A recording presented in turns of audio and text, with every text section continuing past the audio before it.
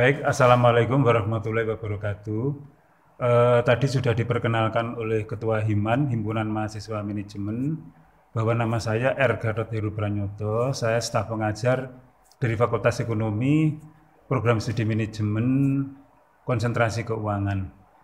Saya mendapat tugas dari Himan untuk menyampaikan arti pentingnya konsentrasi keuangan. Baik, jadi kalau kita bicara konsentrasi keuangan, kita sampaikan dulu goalnya, biar saudara tertarik. Ini kan Pak Gatot promosi konsentrasi keuangan.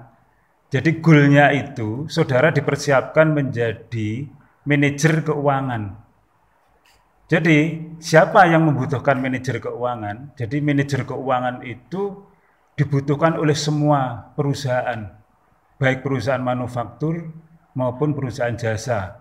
Apakah itu perusahaan yang menghasilkan laba atau perusahaan nirlaba yang tidak menghasilkan laba, termasuk museum, panti asuhan, panti sosial, panti jompo, itu semua membutuhkan manajer keuangan. Karena tanpa uang, semua perusahaan-perusahaan itu tidak bisa berkembang. Baik, sekarang kalau kita ngomong manajer keuangan, kita berhubungan dengan manajemen keuangan. Jadi di dalam manajemen keuangan itu ada aspek-aspek. Aspek-aspeknya apa saja? Yang pertama, yang berhubungan dengan perencanaan dan kebijaksanaan umum perusahaan. Jadi di sini saudara harus bisa bekerja sama dengan manajer-manajer yang lain, manajer sumber daya manusia, manajer pemasaran, untuk menerima transformasi dari aspek-aspek keuangan dari masing-masing manajer tadi untuk disampaikan kepada direktur utama, selanjutnya sampai ke pucuk pimpinan, sampai ke dewan komisaris untuk mengambil keputusan di tingkat atas yang berhubungan dengan kebijaksanaan perusahaan secara umum jangka panjang. Nah, di sini kalau kita bicara aspek yang pertama perencanaan dan kebijaksanaan umum perusahaan jangka panjang ini berarti kita berhubungan dengan beberapa mata kuliah. Antara lain yang mendasari itu adalah matematika, statistika, gabungan keduanya berupa ekonometrika, teknik-teknik peramalan dan perkiraan. Itu penting, sangat dibutuhkan di dalam perencanaan dan perkiraan untuk kebijakan perusahaan jangka panjang ke depan.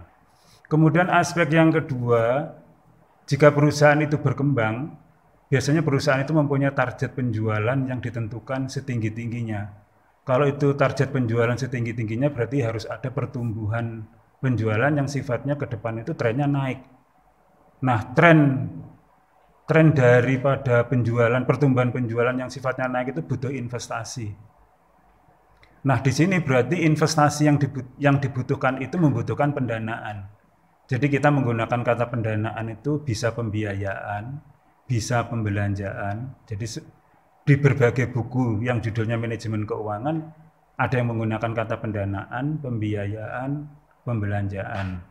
Nah, berarti di situ manajer keuangan sekali lagi masih tetap kerjasama dengan manajer yang lain untuk mempertimbangkan sumber dana apa yang akan digunakan, apakah dana kepemilikan melalui emisi menjual saham baru, ataukah menggunakan hutang, baik jangka pendek maupun jangka panjang.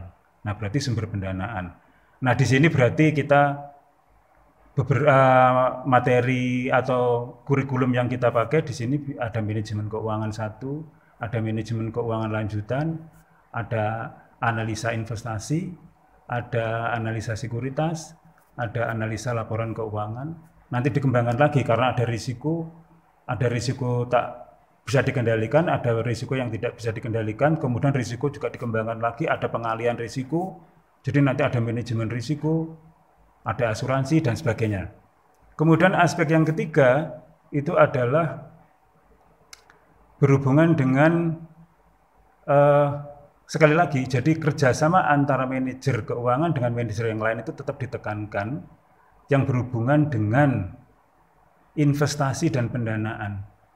Jadi kalau investasinya besar di sini, antara lain untuk aktiva tetap yang berupa building dan aktiva tetap itu, mesin, itu membutuhkan dana yang besar. Nah, kalau investasi di aktiva tetap itu besar, berarti nanti akan mempengaruhi berbagai kebijakan, antara lain kebijaksanaan tentang persediaan, kebijaksanaan tentang alat-alat yang digunakan, itu membutuhkan biaya besar. Nanti kalau kita bicara tentang mesin, berarti di situ ada capital budgeting, ada analisa aset real, itu ya. Jadi itu materi-materi atau mata kuliah yang akan kita gunakan di aspek yang ketiga. Terus kemudian yang keempat, aspek yang keempat, itu adalah manajer keuangan tugasnya adalah menghubungkan antara perusahaan dengan pasar uang atau pasar modal.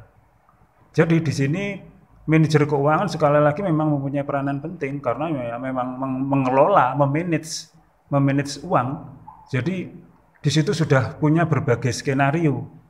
Skenarionya antara lain berapa dana milik perusahaan yang berasal dari saham itu digunakan, sebesar apa, terus sisanya apakah harus dipenuhi dengan hutang. Kalau dia ingin menggunakan hutang, bisa menggunakan surat hutang obligasi atau hutang ke bank, pasar uang. Begitu.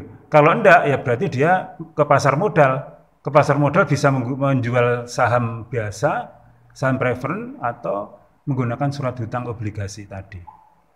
Nah, dari situ bisa kita singkat ya, kita persempit lagi. Jadi, manajer keuangan itu bertugas mengambil keputusan. Keputusan yang pertama adalah kalau saudara sudah paham tentang laporan keuangan, sebentar, maaf. Jadi manajer keuangan itu erat sekali hubungannya dengan income statement, laporan keuangan. Laporan keuangan itu banyak sekali. Antara lain laporan laba ditahan, laporan aliran kas, laporan laba rugi, laporan neraca atau balance sheet. Tapi secara umum adalah yang kita gunakan itu adalah balance sheet atau neraca dan laporan laba rugi. Nah,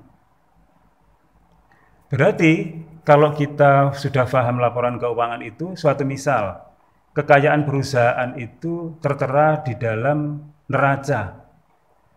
Sudah paham neraca kan saudara?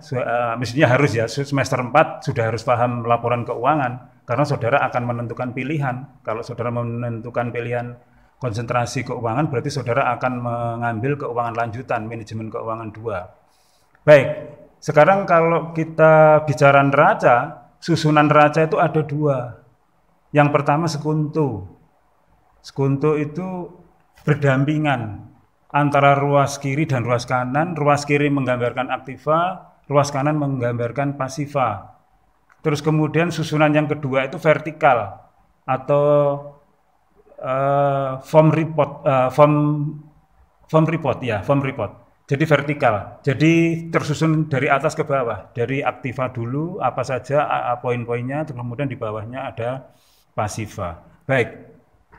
Sekarang kalau kita bicara tentang neraca, di mana sebelah kiri adalah aktiva, sisi kanan adalah pasiva, berarti di situ menggambarkan neraca itu, di sisi sebelah kanan itu adalah merupakan sumber-sumber. Jadi tersusun mulai dari atas itu hutang jangka pendek, current liability, hutang jangka menengah, hutang jangka panjang, long term debt, hutang jangka panjang. Terus kemudian di bawahnya itu ada modal sendiri. Jadi modal sendiri itu adalah modal yang didapat dari menjual saham. Terus kemudian kalau perusahaan itu punya sisa keuntungan, biasanya masuk RE, retained earning atau laba ditahan. Itu merupakan sumber sebelah kanan itu. Nah, sumber-sumber itu ada yang di dalam berbagai buku istilah keuangan, tadi sudah saya sampaikan. Kalau kita bicara sebelah kanan dari neraca itu adalah ada yang menyebut pembiayaan, sumber pendanaan, pembelanjaan. Itu ya.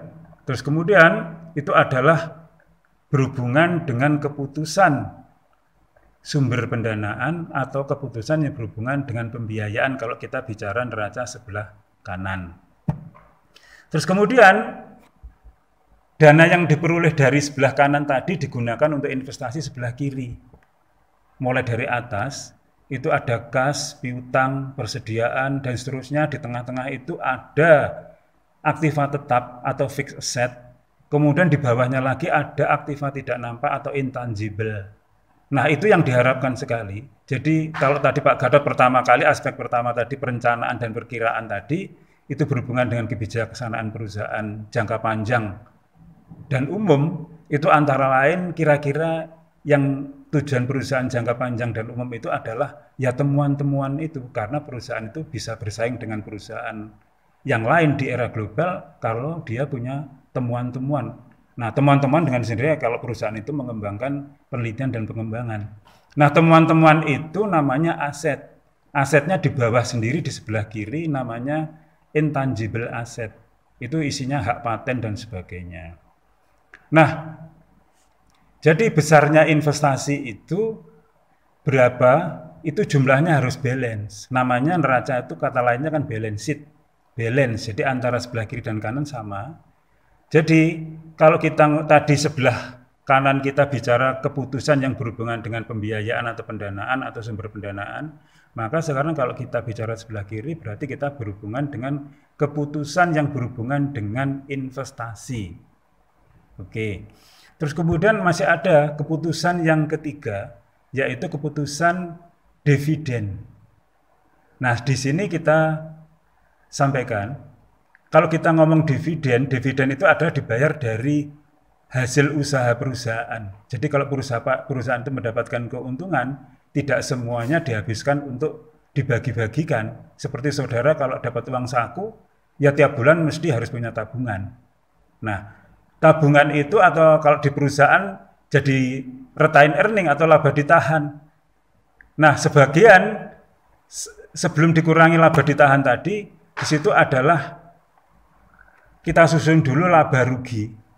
Laporan keuangan laba rugi itu mulai dari penjualan, dikurangi biaya-biaya, terus kemudian ada earning before interest taxes atau laba kotor, terus kemudian dikurangi dengan interest, maka tinggal earning before tax, dikurangi tax, maka akan sisa paling akhir itu adalah earning after tax, laba bersih setelah pajak. Nah, itu yang siap dibagi-bagikan. Sekali lagi tidak dibagi-bagikan untuk kesejahteraan semua. Jadi karena perusahaan masih membutuhkan ekspansi, berarti itu dikurangi dulu untuk ekspansi. Apakah mesinnya perlu ditambah atau fasilitas gedung perlu ditambah. Terus kemudian sisanya laba ditahan. Jadi masuk neraca sebelah kanan, tadi di bawah sendiri. Terus kemudian sisanya lagi itu adalah untuk dividen. Jadi imbalan investor yang membeli surat berharga saham berupa saham tadi. Nah, sekarang kalau kita ngomong dividen berarti ada dividen policy. Jadi keputusan keuangan yang ketiga itu adalah yang berhubungan dengan dividen policy yang dananya sudah seperti yang saya sampaikan tadi. Baik, secara umum berarti kebijaksanaan perusahaan itu adalah mengatur sumber pendanaan dan menggunakan dananya untuk nilai perusahaan. Oke. Berarti kalau kita bicara nilai perusahaan, sekali lagi saya jelaskan di sini, perusahaan itu seperti barang.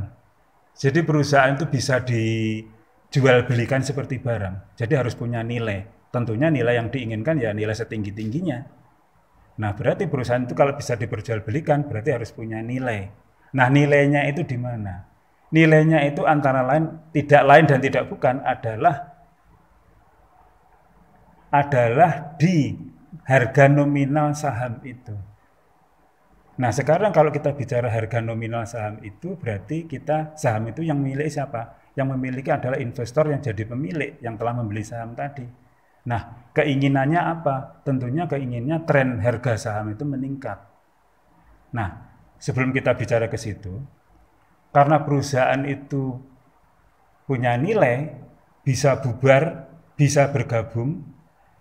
Nah, berarti di situ ada hak dan kewajiban. Hak dan kewajibannya di situ antara lain ya biasanya yang dirugikan itu buruh atau pekerja. Nah, ini semua punya hak dan kewajiban. Ada aturan pembiayaan. Kalau bergabung berarti ada hak, ada pembiayaan dan menghitung biaya, efektivitas merger akuisisi misalkan. Terus ada kalau dilikuidasi dijual berapa dan seterusnya. Dan di situ nanti ada mata kuliah merger, akuisisi, dan restrukturisasi perusahaan. Oke, kita kembali lagi ke nilai perusahaan atau yang dicerminkan oleh harga saham tadi. Berarti di sini kita tidak bisa terlepas dengan teori kontraktual atau kontraktual teori. Kontraktual teori atau teori kontraktual itu adalah semacam kontrak perjanjian. Kontrak perjanjian siapa yang mengadakan itu? Ya ada beberapa poin. Poin yang pertama itu adalah pemilik perusahaan. Kemudian yang kedua karyawan. Yang ketiga manajer. Nah ini manajer ini harus saudara garis bawahi. Terus kemudian orang luar yang punya uang namanya investor. Jadi ada 4 itu. Ini baik nyata maupun tidak nyata, langsung tidak langsung, tersurat atau tersirat, itu akan semacam ada kontrak perjanjian. Nah, kalau tadi sudah disampaikan nilai perusahaan itu ditentukan atau dicerminkan oleh harga saham. Nah, otomatis kontrak perjanjian ini dari 4 aspek yang saya sebutkan tadi, tidak lain tidak bukan inginnya ya nilai perusahaan itu meningkat melalui harga saham itu. Baik. Sekarang kalau kita cerita tentang nilai perusahaan atau harga saham harus naik itu, ya kita tidak bisa terlepas dari operasional perusahaan itu. Jadi di dalam organisasi perusahaan itu, yang paling atas sendiri itu adalah Dewan Komisaris. Dewan Komisaris itu pemilik saham, pemilik perusahaan. Di bawahnya ada ketua Dewan Komisaris. Di bawahnya lagi ada direktur utama. Di bawahnya lagi direktur utama itu dibantu maksud saya. Ada manajer keuangan, ada manajer pemasaran, ada manajer sumber daya manusia. Gitu. Jadi sekali lagi tadi sudah disampaikan manajer keuangan harus bisa bekerja sama dengan manajer-manajer yang lain. Nah, tetapi di dalam struktur organisasi itu, di dalam operasional perusahaan itu, biasanya kemauan Dewan Komisaris itu mewakilkan, memberi kekuasaan kepada manajer perusahaan. Tetapi kekuasaan yang diberikan oleh Dewan Komisaris ke manajer perusahaan itu biasanya kebablasan. Memang yang menguasai perusahaan, yang tahu operasionalnya, yang menjalankan itu ya manajer-manajer itu. Dan manajer ini sudah punya keyakinan. Keyakinannya apa? Gajinya, pendapatannya berdasarkan dari size atau ukuran perusahaan. Jadi kalau perusahaan itu berkembang, besar, asetnya besar, dia gajinya akan meningkat. Nah pertanyaannya, kalau asetnya besar, gaji karyawan tuntutannya juga sejahtera dan butuh fasilitas macam-macam gitu, apakah harga sahamnya juga meningkat? Belum tentu. Belum tentu. Jadi laba usaha nanti bisa-bisa ya untuk pembelian aset atau ekspansi, tetapi harga saham bisa terpuruk. Nah, di situ ada suatu usaha dari Dewan Komisaris itu menawarkan bonus kepada manajer supaya tidak kebablasan tadi. Karena Dewan Komisaris sekali lagi keinginannya adalah nilai perusahaan naik yang dicerminkan oleh harga saham itu. Nah, bonus apa yang ditawarkan? Bonusnya antara lain manajer itu akan mendapatkan bagian dari sisa hasil usaha itu, yang pertama.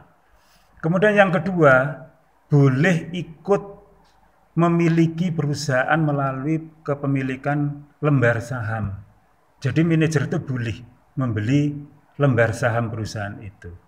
Nah, otomatis dengan pancingan bonus dua-duanya itu, diharapkan manajer itu bukan hanya egois memikirkan kepentingannya sendiri, memperbesar size dan memperbesar pendapatan dia, tetapi dia juga akan meningkatkan bagaimana usaha-usaha meningkatkan harga saham dari lembar saham yang ia miliki itu. Nah, rupanya teori anggapan itu berhasil. Jadi sampai sekarang berbagai penelitian atau jurnal-jurnal itu menunjukkan bahwa size, rentabilitas, nilai harga saham, return saham, itu semua tidak bisa terlepas dari kerjasama antara keempat poin yang saya sebutkan di teori kontraktual itu. Nah, sekali lagi selain teori kontraktual, di situ juga tadi sudah saya sampaikan, karena ada dua kepentingan antara Dewan Komisaris dengan manajer keuangan, maka di situ ada teori problem agen, ya, agen problem. Jadi yaitu tadi agen itu adalah manajer, kemudian prinsipal itu Dewan Komisaris atau pemilik perusahaan itu. Jadi kedua-duanya itu memang punya perbedaan pendapat dan dua perbedaan keinginan. Nah, caranya bagaimana supaya dua keinginan itu bisa clear dan klop? Ya itu tadi, ditawarkan bonus yang seperti yang saya sampaikan tadi. Baik, kira-kira itu yang saya sampaikan di dalam konsentrasi keuangan ini. Jadi yang saya sampaikan tadi 4 aspek tadi, kemudian di breakdown dengan berbagai mata kuliah khusus, mata kuliah keahlian khusus, terus kemudian ada beberapa mata kuliah penunjang, akhirnya terbentuklah 48 atau 49 mata kuliah yang terbagi menjadi 8 semester itu. Tetapi kalau saudara cerdas dan pintar mengatur strategi belajar, saudara semester 7 sudah lulus. Itu sudah banyak yang terbukti. Sebelum saudara memilih konsentrasi apa yang saudara pilih, yang penting saya sampaikan adalah seseorang itu akan berbahagia apabila pilihannya itu sesuai dengan talenta atau bakat atau basic yang dimiliki. Jadi nggak ada ceritanya terpaksa ikut-ikutan teman memilih konsentrasi A misalkan, tapi setelah ikut konsentrasi itu diam, nggak ada pengembangan, nggak apa. Ya itu akhirnya terpuruk. Siapa yang terpuruk? Yang terpuruk ya semua lembaga ini juga terpuruk, saudara juga terpuruk karena ternyata saudara memegang ijazah tapi tidak ada perkembangan, tidak ada report. Ya, itu. Jadi yang penting itu tadi. Sekian dulu.